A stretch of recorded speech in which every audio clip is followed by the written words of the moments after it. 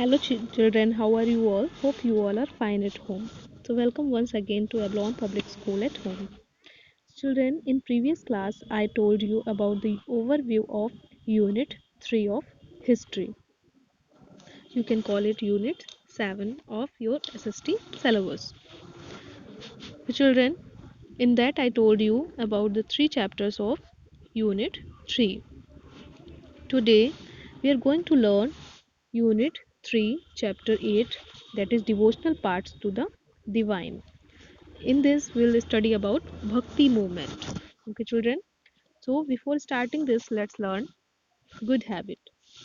Children, we all should brush our teeth twice a day. Children, teeth are the important part of our body and they help us to chew our food very well.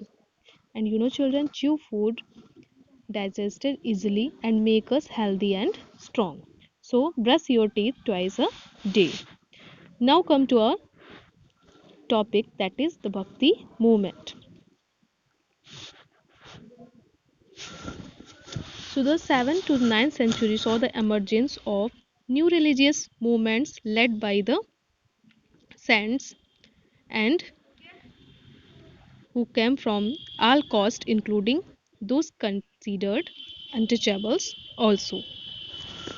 Okay, children, you can see here in the picture they worship their gods by their poems, singings, bhajan, kirtans, etc. Here you can see the view of Mirabai. She was the devotee of Lord Krishna.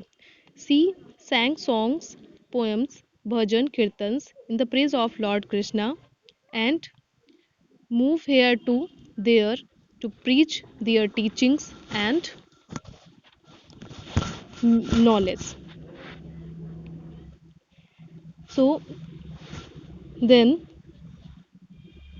day by day, the increasing of this new cultures of worship spread here to there all over the India in south.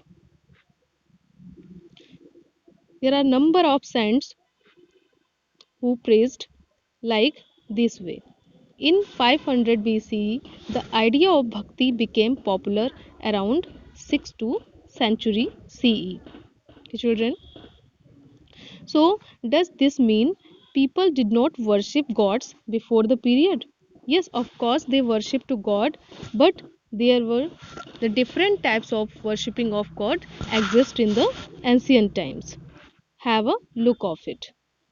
They worship their God by yajna or puja or that you can say bali etc. Here you know the children that the society is divided into varnas that I told you in last chapter. Here Raja, priest, wish or Vaisyas, ordinary people. So they complete their yajna or for increasement and well wish to his family and his kingdoms. But Sudras were not allowed to sit in the yajna or puja or worshipping because they are called untouchables also. They are not allowed to enter the temple and not allowed to take the water from same well where all the other society are allowed to take. So their condition was very poor. Here look have a look of varna system. There were Brahmins, Kshatriyas, Vaishyas and Sudras and untouchables also. So the Bhakti movement allowed everyone to express their love and devotion towards their gods. Means to whom they like, they can worship at their home without any restriction and restrictions. So the Bhakti movement brought a change in the worshipping of God. By the 8th century CE, the Bhakti movement had spread across the entire Indian subcontinent. So many saints came into existence like Namdev, Tukaram, Sankaracharya, Adiguru Sankaracharya. In southern Indian, the Bhakti movement was started by the Nayanars and the Alvars between the 7th and the 9th century CE.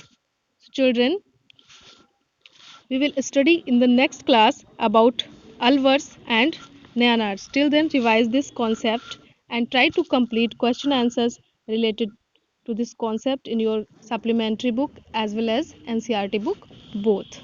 Okay, thank you. Have a good day.